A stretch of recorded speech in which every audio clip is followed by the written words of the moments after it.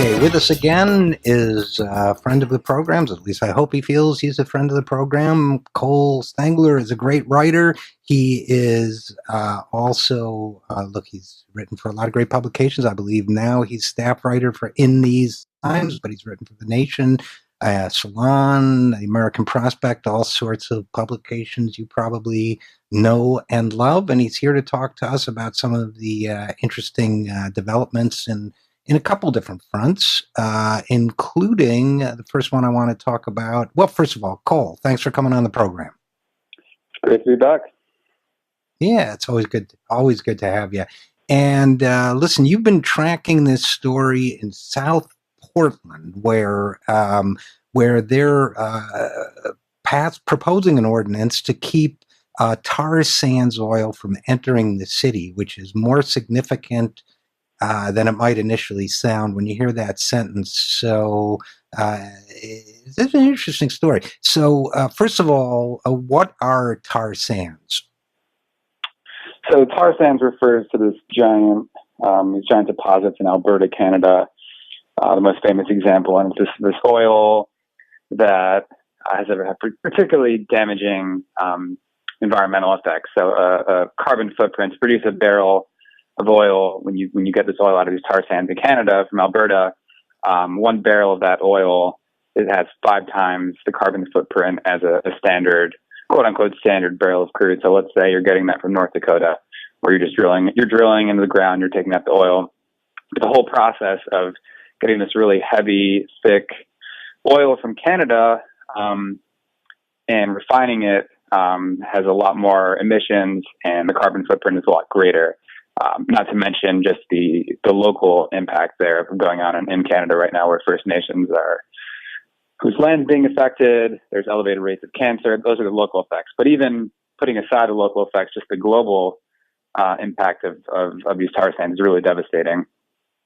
And so we've got. Go ahead. So we've got this stuff that's kind of toxic in the sense that, first of all, it's literally toxic to the local people where it's being pulled out. The First Nations or Native peoples are suffering disproportionately. Then it has huge environmental impact because you have to do so much more refining to it. And so there are a lot of reasons, particularly at this stage in our planet's evolution, to object to it. And so South Portland's got a ordinance. And what does the ordinance say exactly? Right, yeah, and just to emphasize that, before also that, the famous game over for the planet line, the NASA scientist James Hansen, it refers to the tar sands. So if you develop the tar sands, it's game over for the planet. So the Keystone XL is one example of that. And right now, basically, in recent years, in the last decade or so, industry has been trying to extract and somehow figure out a way to get this oil to market. And right now, it's basically locked in Canada. And there's some of it's being exported to the United States, but basically they want to access new markets. And to do that, you have to get to either the Pacific coast or the Atlantic coast. Or you can go all the way through to the Gulf Coast, which is what the Keystone XL would do. So you have a variety of different pipeline proposals, none of which are actually, I think there's one minor pipeline, the Keystone XL, or the Keystone pipeline right now is functioning. But the major pipeline proposals to get this stuff to market to the coast haven't gone through. And so what activists in Maine started being concerned about, I think it was about 5 years ago, oil industry started talking about potentially using this pipeline that was put in place back in World War II, actually, to ship oil from Portland, Maine, up to Canada. And what people started looking into is they realized the oil industry was talking about potentially reversing the flow of this old World War II pipeline that was supposed to carry regular crude oil, imported crude oil, reversing that to make it a tar sands pipeline that would then be able to, collect tar sands from refineries in Montreal and ship it down to Maine where you could export it. So in other words, this was seen, and this is seen, depending on who you talk to, as a major path right now for tar sands exports. So in the same way that the Keystone XL is, in the same way that the Northern Gateway pipeline in British Columbia is, that First Nations activists are very strongly opposing. And so basically, this is one of the, as an activist I was talking to the other day told me, this is one of the very important lines of defense right now, to stop tar sands from being exported, but also from making tar sands less economically viable, because you can only produce so much of this if you're able to get it to market and sell it for good prices. If basically there are barriers to getting it to market that are set up other than the United States through this one pipeline that's working right now, then it becomes less profitable. So it's an interesting story because on the one hand, it's an incredibly local issue. It's a kind of almost boring NIMBY-ish land use issue. But at the same time, it has really global, I would argue, global implications. Right. I mean, I think that is part of what's fascinating about it, is because, I'm looking at this thing from about South Portland, Maine, a little town, and the city council that is voting, at least initially, against this thing. They meet in the South Portland Community Center gym, which I can't imagine is like a major world deliberative body. Nearly 500 citizens, energy company workers, and others show up. So it's a town meeting, basically. It's one town having a town meeting, but this town happens to be at, almost like military, at a strategic key point in the distribution of this planet killing product. So Right. What happens in this little town could could influence, at any rate, the planet's environment going forward. Am I overstating?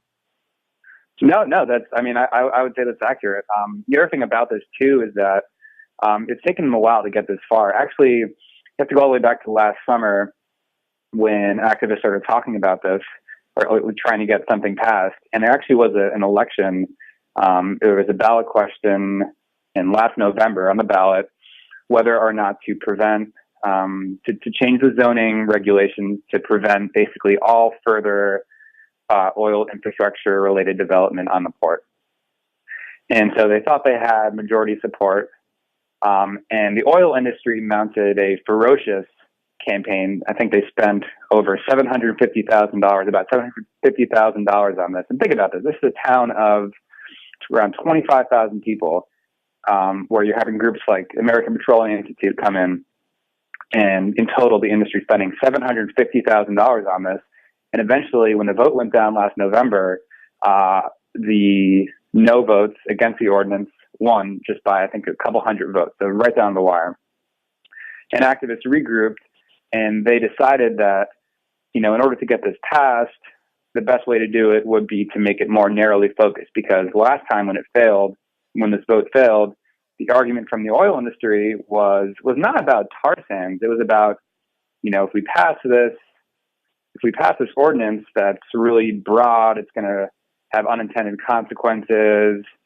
It's going to prevent economic development and those kinds of arguments without actually talking about tar sands. So this time activists said, okay, let's not have it ban all infrastructure development on the port. Let's have it so it just prevents the loading of oil onto ships on the port and related infrastructure, specifically to loading barrels of oil onto tankers in the port instead of. So they rephrased it so that it wasn't so broad, that to address that unintended consequences argument, and it's now very specific, is what you're saying. Correct. And that apparently was enough to convince City Council. And so now the City Council passed it on their first reading of the bill by a 6-1 vote, so pretty clear margin there. And now it goes to a separate committee, a planning committee, then it comes back to City Council, and the final vote is expected for, I think, the 21st, if I'm not mistaken. Now, I can't believe they're just going to go away. So with so much money at stake, I've got to believe that the oil industry is looking at this and strategizing, just as activists have strategized, and saying, how can we flip this and get the city council to pass? I mean, do we have to give every resident of South Portland $500,000, or what do we do? But I've got to think they're considering every possibility, and there's going to be a counter move. Do we know anything about what that might be? I've been talking to activists and people. Everyone kind of doesn't want to speculate, but people suspect. There's got to be probably something up their sleeves. Who knows what it'll be? It's funny, actually. This vote took place Wednesday night. And you mentioned 500 people were there. So the original vote was actually supposed to take place on Monday night. And so everyone shows up to this vote on Monday night, and the supporters are there in their light blue T-shirts. It's sort of the group Protect South Portland has been wearing these T-shirts to promote their cause. So they're all there as expected. And then, unexpectedly, there are about 100 folks, still less than the supporters, but 100 folks show up in red T-shirts, and these are the anti-ordinance contingent here in all red. And there were too many people that had gathered, and so they had to postpone the original meeting. And so, this is Monday to Wednesday night, but still activists at the time, when that happened, were accusing the oil industry of delay tactics. So, that's a small thing, but you could imagine, something, more serious, more significant coming up soon. Who knows what it'll be? It's hard to speculate. Sounds like South Portland's going to be interesting to watch. Well, listen, you also wrote another piece. We're going to take a quick break, but I hope you'll stick with us when we talk about your piece, which you called Monkey Wrenching the Frackers, because I think it's going to be really interesting as activists move to more, at least a subset of them, move to somewhat more radical tactics. So if you can stick with us, We'll talk with Cole Stangler about his piece on monkey wrenching the frackers after we come back. Frack me, no frack you. So, Cole, if you'll stick with us, we'll be right back after these messages. I'm Richard, RJ Eskow, and this is The Zero Hour.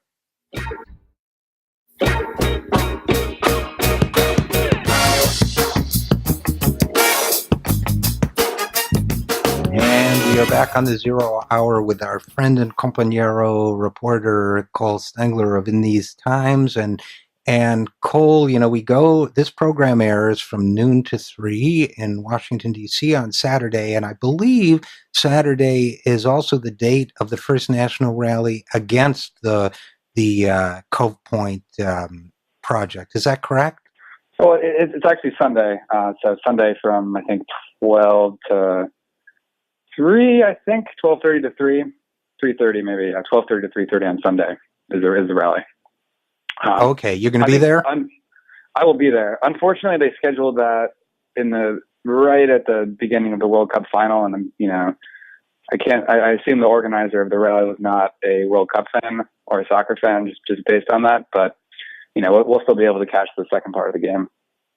Well, if the organizers are listening, my recommendation is large screen TV and coolers. And that would be nice.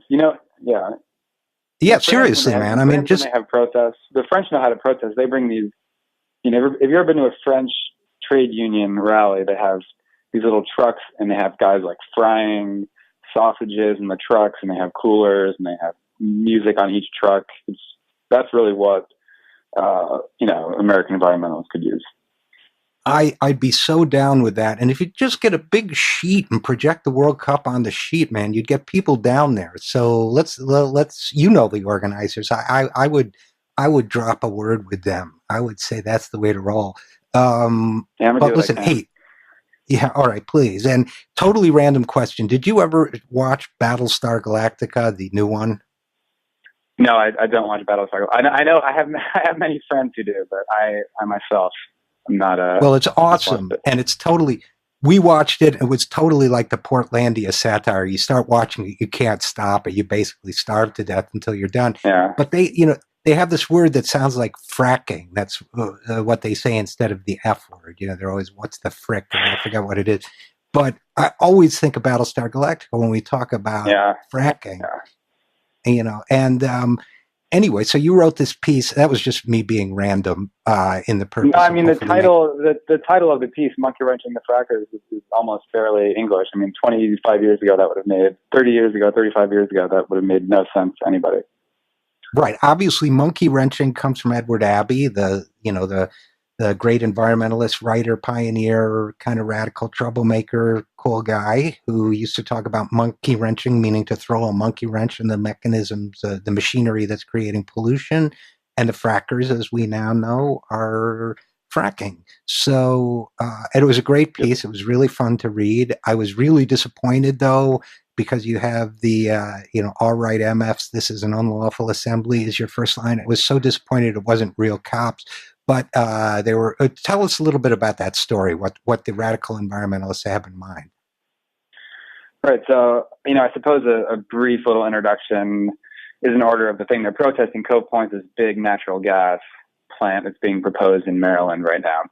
And to summarize, this has kind of breezed through more or less the federal regulatory process.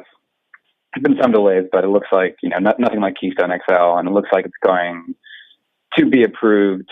And so this plant would encourage fracking, and also people have talked about when you export natural gas, you've got a lot of, it has a lot of greenhouse gas emissions. Natural gas is famously, it's a lot cleaner than coal, it's cleaner than oil, but you have these methane emissions that come from both fracking the gas and then the fugitive methane emissions from transporting it.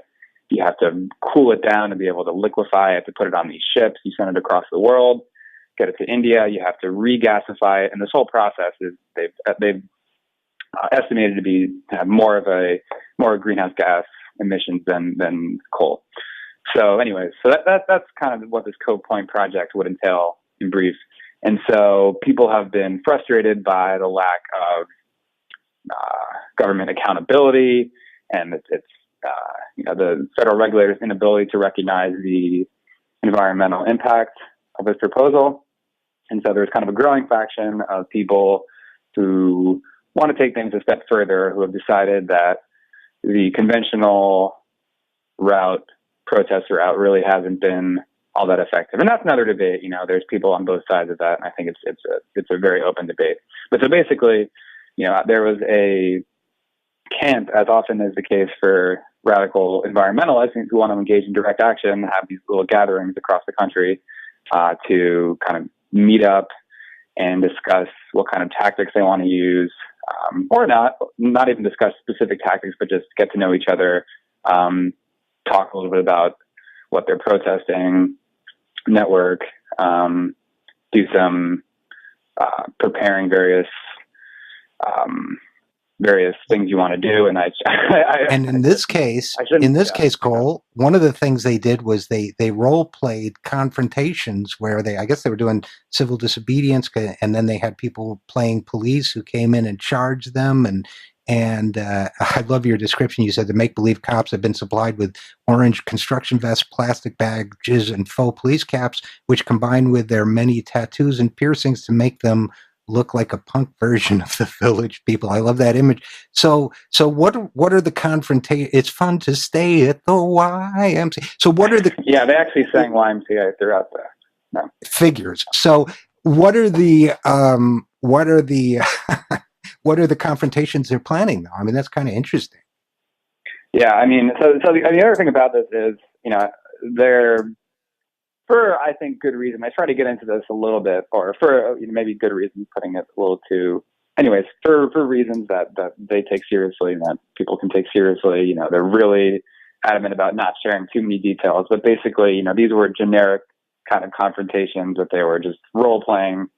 And the idea of this was, there was a facilitator who was trying to make sure that people were, thinking on the fly in these various scenarios. And so the scenario I described is, there's people who are getting ready to do an action. They're in the park hanging out beforehand, within a couple minutes of getting ready to do whatever direct action it is, maybe chaining themselves to something. Let's say it's a Dominion, which is an energy company that wants to do Cove Point. And then the scenario that they're not looking for is, you have a bunch of cops that run up and try to do some arrests. And so the whole idea is, how do you think on the fly in these kinds of situations? So if we've only got about a minute left, Cole, but if they were to do something more dramatic, which, by the way, I can't, I got to make up my mind how I think about that, but I'm not instantly against it. If they were to do something more dramatic, like in the 20 seconds we got left, when do you think that might be? It's hard to say. The whole way this stuff works is the autonomous direct action is people don't share details of what they're planning with other people. I do know, I would say be on the lookout for next week. There's a big march coming up on Sunday, and be on the lookout for some direct action. Heard it through the grapevine, so be on the lookout for something. All right. We will Well, see. and I know you'll keep covering it for us. I hope you come back and talk to us about it. Cole Stangler of In These Times, thanks for all the great work. Thanks for joining us. The first rule of direct action is you do not talk about direct action. Thanks for being with us, and we will be Thanks for back having me. after. You bet. And we will be back after this. I'm Richard RJ Eskow, and this is The Zero Hour. It's fun to say it, though. Wow.